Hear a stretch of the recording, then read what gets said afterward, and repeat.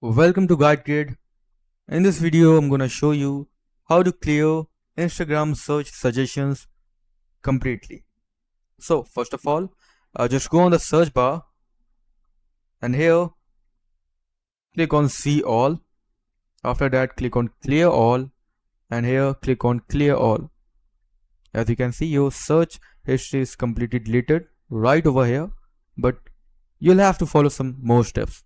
Now click on your profile icon on bottom right corner.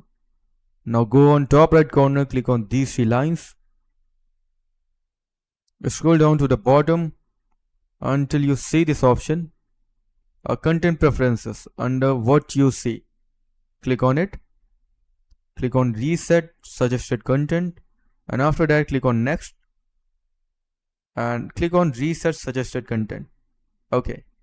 Now, one more step you can do is just go on settings, open Instagram on your app and remove all the data of Instagram if you don't have any important data, of course. Now Instagram may continue showing suggestions because it is basically based on accounts you interact with, people you follow or mutual followers and contacts. But in most of the cases, you'll not see any old searches. So that's it for the video. If you have any questions, let me know in the comments.